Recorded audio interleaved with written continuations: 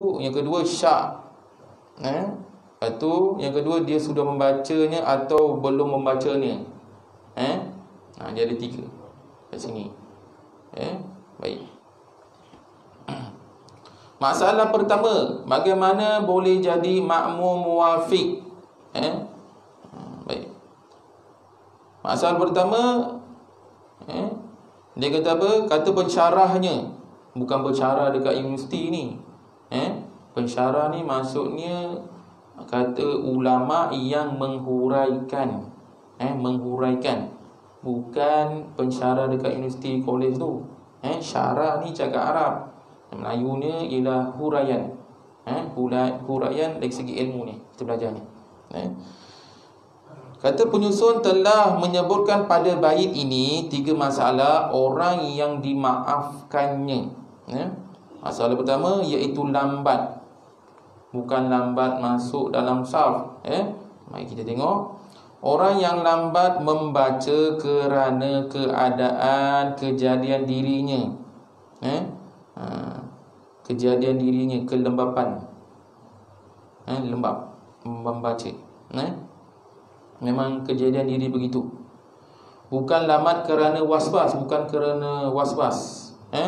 Maka orang yang macam ni, dia diberi keuzuran ketinggalan sebanyak 3 rukun yang panjang. Faham tak? Orang yang lambat, memang kejadian dia memang lambat membaca. Baca Fatihah memang lambat. Jadi orang yang begini, dia diberi keuzuran ketinggalan sebanyak 3 rukun yang panjang. Contoh, macam tadi, imam dah rokok, dia belum habis baca Fatihah lagi, masih ada kelonggaran rukun yang pertama. Faham? Kemudian imam dah sujud yang pertama, dia belum habis baca Fatihah lagi, nak dekat sikit lagi. Kemudian imam duduk antara duduk sujud, dan kemudian imam sujud yang kedua, baru dia habis baca Fatihah. Dia ada dibolehkan kelonggaran bagi orang yang betul-betul memang dia punya lidah tu memang baca lambat. Baca ABC, baca Rumi pun baca lambat, betul lagi suratul Fatihah pun lambat. Memang macam tu. Jadi dia ada keuzuran. Jadi bila dia ada keuzuran, maka dia boleh ketinggalan sebanyak 3 rukun yang panjang. Ini bab yang baca lambat. Tetapi jika lambat, kitab ni kata apa? Tetapi jika lambat kerana was-was, kerana was-was, dia was-was, dia baca Fatihah ni betul tak betul, betul tak betul. Contohnya, iyyaka na'budu wa iyyaka nasta'in ihdinas siratal mustaqim. Dia baca balik. Dia rasa orang mak baca tadi iya, tadi baca tak betul tadi. Aku sebut iya ke iya. Dia ragu-ragu, dia was-was. Faham? Yang tadi lambat, memang lidah dia baca lambat. Baca Rumi, baca Surabaya pun lambat, baca Facebook pun lambat, baca Google pun lambat. Apatah lagi membaca surah. Baik. Sekarang ni dia was-was. Dia was-was. Maka jika lambat, yang tadi memang lambat kerana kejadian dia sendiri, memang macam tu, bukan was-was. Tetapi jika lambat kerana was-was, dia was-was, maka tidak dibenarkan mengukurkan apa-apa bacaan daripada Fatihah. Ia dikira seperti hukum orang yang sengaja meninggalkannya.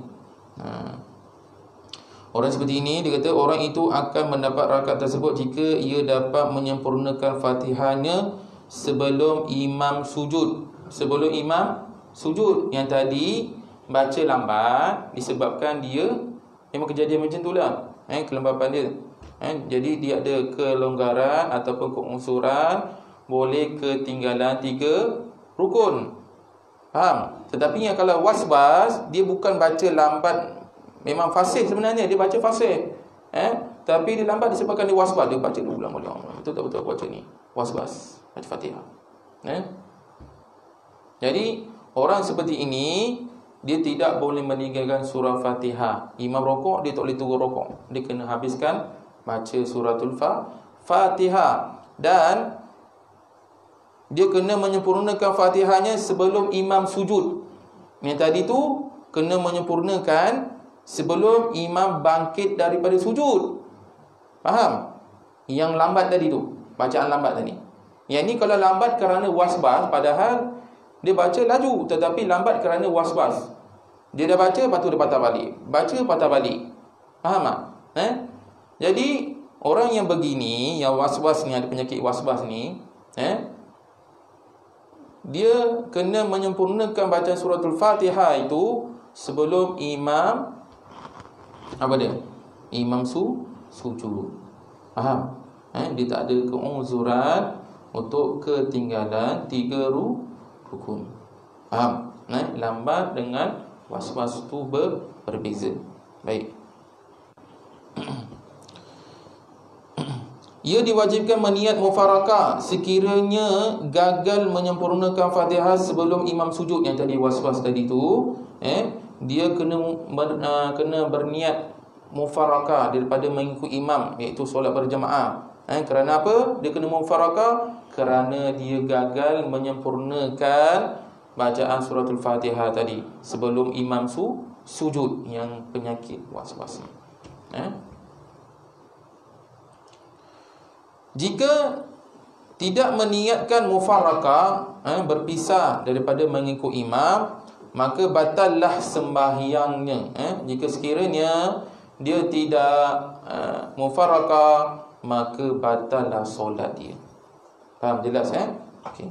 Itu yang tadi lambat dan was-was. Lambat dan was-was. Lambat dia boleh mendapat keuzuran sebanyak 3 rukun ataupun ketinggalan 3 rukun. Yang was-was ni yang tadi tu, padahal dia fasih boleh baca laju.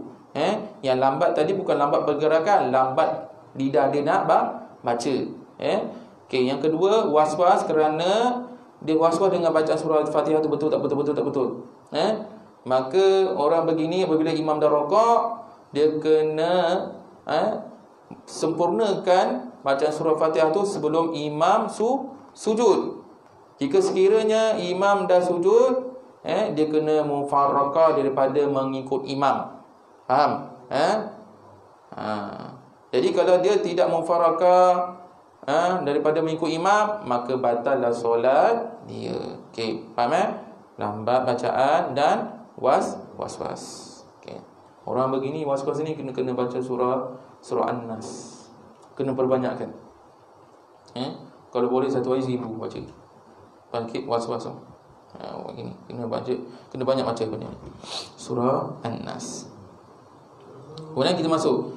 Dan semestinya bagi orang yang was-was pada pandangan orang ramai dikira sebagai kejadian yang tidak dapat ditinggalkannya. Hendaklah dikira seperti orang yang lambat dalam gerak-gerinya, sebagaimana yang disebut oleh Syekh Ibnu Hajar ataupun Ibni Hajar dalam kitab Tuhfah. Syekh Ibnu Hajar ni ataupun Imam Ibnu Hajar merupakan ulama dalam mazhab Imam Syafi'i. Menurut pendapat Ibnu Hajar, seperti yang disebutkan dalam kitab Tuhfah, orang yang was-was telah sebati dengan dirinya. Orang yang was-was tadi, telah sebati dengan dirinya, sehinggakan pada tanggapan orang dia memang tidak boleh lagi meninggalkan gejala tersebut. Yang tadi mula-mula tadi, yang kedua tadi was-was tadi tu, dia sebenarnya boleh tinggalkan penyakit was-was. Boleh, kadang-kadang dia was-was, kadang-kadang dia tidak was-was. Tetapi yang ketiga ni, masalah pertama lagi, yang ni masih masalah pertama lagi. Tapi ada 3 huraian. Huraian yang ketiga ni, orang yang was-was memang dah sebati, memang tak boleh nak ditinggalkan. Tidak boleh ditinggalkan was-was ni, dah sebati. Baik. Apa kata ulama? Maka dia dihubungkan sama hukumnya dengan orang yang lambat pergerakannya. Hukum dia sama dengan pergerakan lambat pergerakannya. Baik. Faham Jadi masalah yang kedua, syak. Di syak. Orang yang syak ketika imam sudah rokok dan dia belum lagi rokok. Syak ni apa? Rokok. Rokok pula. Syak ni ialah ragu. Dia ragu. Kita dah masuk masalah yang kedua. Orang yang syak ketika imam sudah rokok dan dia belum lagi rokok. Imam dah rokok, dia belum rokok lagi. Adakah ia sudah membaca Fatihah atau belum? Dia ragu. Dia ragu. Dah baca Fatihah ke belum ni? Dah baca Fatihah ke belum ni? Masa imam baca surah yang panjang tadi tu, bila imam dah habis baca surah, selepas Fatihah tu, imam pun rongkok. Bila imam rongkok, dia baru teringat, aku dah baca Fatihah ke belum? Dah baca Fatihah belum ni? Dah baca ke Fatihah belum ni? Dia ragu-ragu. Yang tadi tu was-was, yang ni ragu-ragu, dah baca ke belum? Maka wajib dibaca Fatihah dan dimaafkan ketinggalan 3 rukun tersebut. Maka wajib dibaca Fatihah dan dimaafkan ketinggalan 3 rukun tersebut. Jadi dia kena baca Fatihah dia lah. Sebab apa? Dia ragu-ragu. Aku dah baca belum? Aku dah baca belum Fatihah ni? Jadi dia boleh tinggal. Masukkan bukan tinggalkan solat, tinggalkan imam. Jadi masuk kat sini, imam rokok, dia tak ikut lagi. Dia kena ambil Fatihah lagi. Satu rukun. Okey. Kemudian imam dah i'tidal, sami Allahu liman hamidah, dia masih tak habis lagi baca Fatihah. Pasal apa? Tadi dia ragu-ragu. Kemudian imam sujud pertama, Allahu Akbar. Jadi yang makmum belakang ni, dia dapat habiskan baca Fatihah. Faham? Jadi bila yang makmum belakang dah habis baca Fatihah ni, dia pun rokok, Allahu Akbar. Tapi imam masih sujud yang pertama. Adakah sudah ketinggalan 3 rukun? Belum. Pasal apa? Sebab imam masih sujud yang pertama, dia sudah rokok, dia dapat menyempurnakan suratul Fatihah. Jelas? Okey. Jadi imam duduk antara sujud, Allahu Akbar, dia pun tidak, sami Allahu liman hamidah. Kemudian imam sujud, Allahu Akbar, dia pun sujud, Allahu Akbar. Imam qiyam, dia jangan qiyam. Pasal apa? Dia kena habiskan sujud yang kedua. Faham tak? Imam, contoh imam dah sujud kedua. Imam dah sujud kedua. Jadi dia masih rokok lagi. Jadi dia dapat timing tu, Allahu Akbar, dia dapat turun sujud. Yang makmum belakang ni dapat turun sujud yang pertama, Allahu Akbar. Kemudian imam bangkit daripada sujud. Sesudah sujud yang kedua, Allahu Akbar. Jadi yang makmum belakang ni jangan terus bangkit qiyam. Dia kena duduk antara dua sujud dan sujud kali kedua dan baru nak naik. Yang tu faham? Okey. Yang ni masalah ragu-ragu. Dia kena habiskan bacaan Fatihah dia. Dibolehkan. Ini bab ragu-ragu, masuk keraguan ya. Sekali boleh. Sekali ya. Masalah ketiga, lupa. Lupa.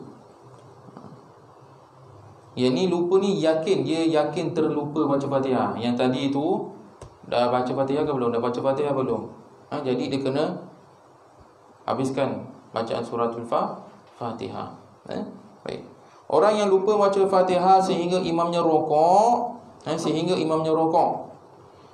dia belum lagi rokok. Imam dah rokok, tetapi dia belum rokok lagi.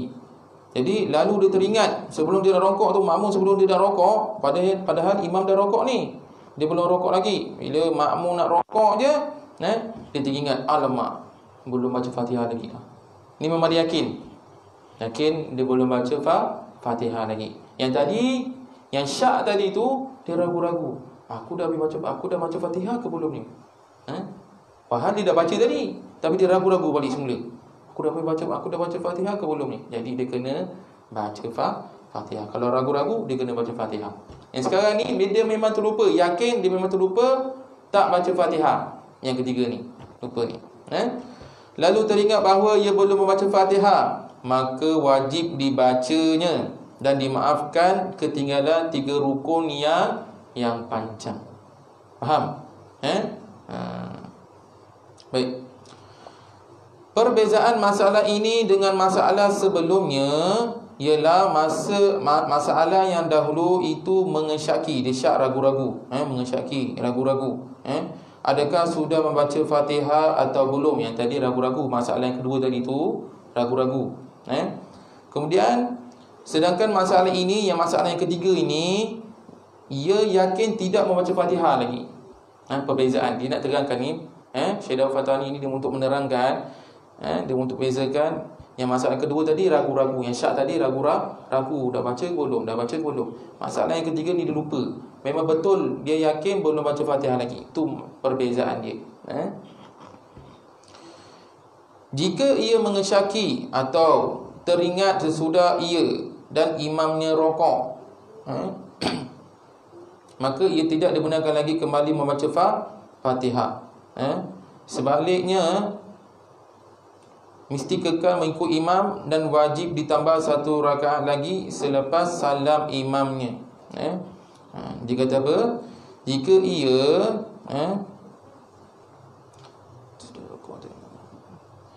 ia mengesyaki atau teringat sesudah ia dan imamnya rokok. Maksud kat sini, imam dia rokok, kemudian dia pun rokok. Faham? Imam rokok, dia pun rokok. Kemudian dia ragu-ragu masa ketika imam rokok, dia pun rokok, dia ragu-ragu. Aku dah baca Fatihah ke belum? Faham? Jadi dia tak boleh patah balik, naik. Dia kena terus ikut imam. Atau dia kata apa? Atau teringat sesudah ia. Maksudnya sesudah ia dan imamnya rokok bersama. Maksud kat sini, masa rokok tadi tu, imam dah rokok, dia pun rokok. Baru dia teringat, alamak, aku belum baca Fatihah. Dia memang yakin. Yang tadi saya ajarkan tadi, masalah kedua dan masalah ketiga, sebelum imam rokok, dia teringat. Sebelum dia rokok, imam dah rokok, sebelum dia rokok, imam dah rokok, baru dia teringat. Faham tak? Contoh, imam dah rokok, jadi sebelum makmum nak rokok ni, dia teringat, alamak, masalah yang kedua tadi syak, dia ragu-ragu. Dia ragu-ragu, dah baca ke belum, Jadi dia kena baca Fatihah. Baik. Masalah ketiga, dia terlupa baca Fatihah. Contoh, imam dah rokok, baru dia teringat. Tapi dia belum rokok lagi ni, baru dia teringat, alamak, aku yakin belum baca Fatihah lagi. Maka dia kena teruskan baca Fatihah, ketinggalan 3 rukun. Dengan uzuran dia sebanyak 3 rukun, ketinggalan 3 rukun. Baik. Yang sekarang ni dia kata apa? Dan jika ia mengesyaki, adakah ia sudah membaca Fatihah atau belum? Atau teringat bahawa dia belum lagi membaca Fatihah sedangkan ia sudah rokok. Mana tadi?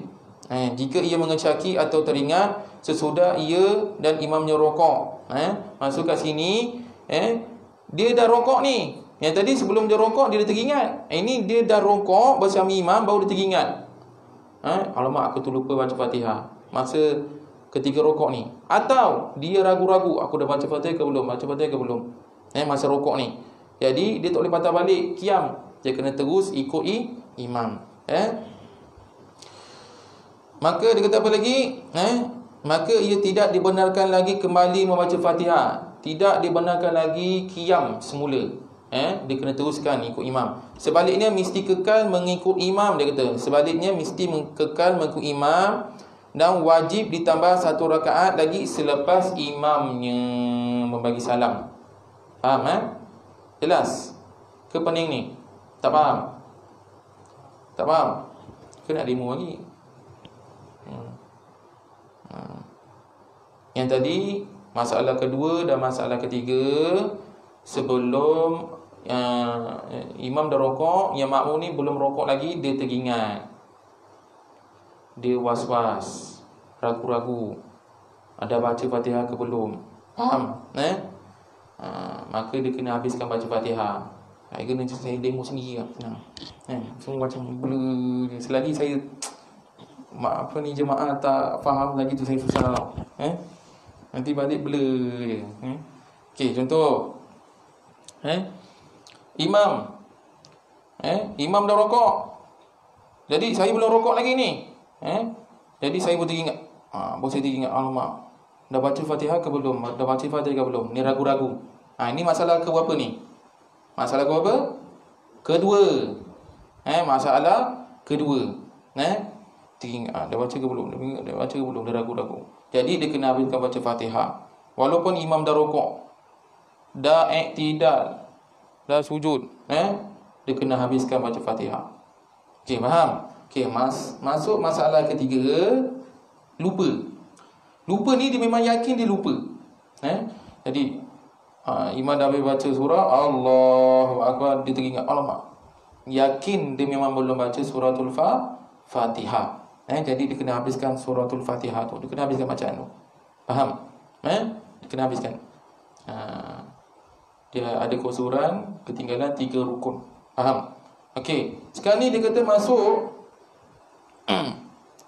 pula. Jika ia mengesyaki atau teringat sesudah ia, maksudnya sesudah saya, maksud saya ni, saya makmum ni, dan imamnya rokok. Masuk kat sini, imam rokok, dia pun rokok. Allahu Akbar. Imam dah rokok, makmum pun dah rokok. Tapi masa dalam rokok ni dia teringat. Alamak, dah baca Fatihah ke belum? Dah baca Fatihah belum? Jadi dia tak boleh bangun. Habiskan Fatihah balik. Tak boleh.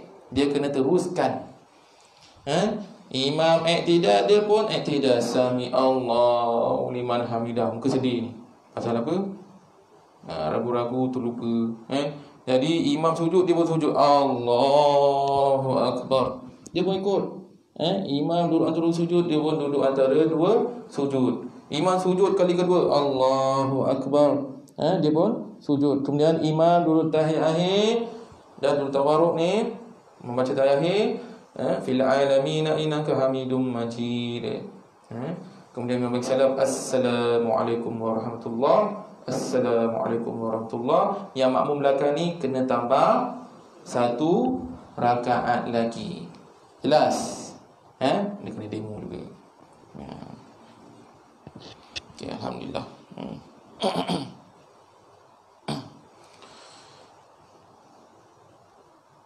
Okay. Sampai sini saja, boleh, InsyaAllah. Kita akan sambung lagi yang seterusnya. Dia kalau banyak-banyak nanti pening nanti. Yang penting kita faham masalah muwafiq, sebab-sebab jadi makmum muwafiq ni. Kita kena faham 3 masalah. Masalah pertama tadi apa tadi? Siapa ingat? Sebelum balik ni, pertama. Masalah pertama. Bacaan lambat. Memang kejadian dia memanglah lambat. Bacaan dia lambat. Jangan cepat, tapi bacaan dia lambat. Tapi masalah pertama lagi ni, dalam masalah pertama lagi, lepas tu yang kedua, was-was. Was-was. Orang was-was ni, dia was-was bukan lambat kerana tak fasih, kerana dia was-was. Orang macam ni, dia kena habiskan bacaan surah Fatihah sebelum imam sujud. Yang lambat tadi tu, bacaan yang lambat tadi tu, dia kena habiskan sebelum masuk rukun yang keempat. Faham tak? Sebelum imam qiyam naik rakaat ke-2, contoh. Contoh. Ataupun berpindah kepada rukun yang lain, ataupun imam berpindah kepada rukun yang lain. Itu kena faham. Bukan setakat qiyam saja. Contoh kalau imam duduk tahiyat akhir tu pun berpindah kepada rukun yang lain. Faham? Okey, yang kedua tadi was-was, dia kena habiskan sebelum imam sujud. Kalau dia tak habiskan, imam dah sujud, apa cara kita nak buat? Mufarakah. Faham tak? Kena mufarakah. Baik. Dalam masalah pertama lagi ada 3. Contoh, jika sekiranya memang kejadian dia memang was-was dia tak boleh buang lagi, memang dah sebati. Memang dah sebati. Anggap hukum dia dengan orang yang lambat pergerakannya. Baik, kita masuk masalah yang kedua, iaitu dia ragu-ragu. Masalah kedua ni dia ragu-ragu. Pasal apa? Dah baca Fatihah ke belum? Sebelum dia rokok. Imam dah rokok, dia belum rokok lah lagi. Jadi sebelum dia nak rokok tu, dia teringat, dia ragu-ragu dah baca ke belum. Padahal dia dah baca Fatihah tu, tapi dia ragu-ragu. Jadi dia kena baca Fatihah. Dia ada keuzuran, ketinggalan 3 rukun. Masuk masalah ketiga, dia yakin dia lupa sebelum dia rokok. Imam dah rokok, dia belum rokok lagi. Dia teringat dia belum baca Fatihah lagi. Jadi dia kena habiskan baca Fatihah. Dia ada keuzuran sebanyak 3 rukun. Maksudnya dia ada ketinggalan 3 rukun. Baik, masuk seterusnya dalam masalah ketiga lagi, dia kata apa lagi? Dia syak ataupun teringat sama-sama imam rokok. Maksudnya imam rokok, dia makmum ni pun rokok. Dalam masa rokok tu, dia teringat dia belum baca Fatihah, atau dia ragu-ragu dah baca Fatihah ke belum. Jadi begini, kalau kena makmum macam ni, keadaan macam ni, apa dia boleh buat? Dia kena teruskan. Faham? Kena teruskan mengikuti imam. Faham? Jadi selepas imam bagi salam, dia kena tambah 1 rakaat lagi. Okey, jelas? Okey, sampai sini saja. Wallahu a'lam bissawab. Apa yang baik itu apa yang baik itu datang pada Allah, yang kekurangan itu datang pada kelemahan saya sendiri. Maka saya akhiri dengan tasbih kifarah dan surah wal asr. Subhanakallahumma bihamdika asyhadu an la ilaha illa anta subhanaka inni kuntu zalimin. Bismillahirrahmanirrahim. Al-'asr innal insana lafi khusr illa alladhina amanu wa 'amilus solihati wa tawassaw bil haqqi wa tawassaw bis sabr. A'udzubillahi minasyaitonir rajim. Bismillahirrahmanirrahim. Alhamdulillahirabbil alamin wassalatu wassalamu ala asyrafil anbiya'i wal mursalin wa ala alihi wa sahbihi ajma'in. Allahumma 'allimna ma jahilna wa zakkirna ma nasina fafahamnaha Sulaiman wa kullan atayna hukman wa 'ilman wa sakharna lana ma'adahu lil jibali sahbina wa tayyibna fa'ilin. Rabbana atina fid dunya hasanah wa fil akhirati hasanatan wa qina adzabannar. Sallallahu alaihi sayyidina Muhammad wa ala alihi wa sahbihi wasallam. Alhamdulillahirabbil alamin. Taqabbalallahu minkum.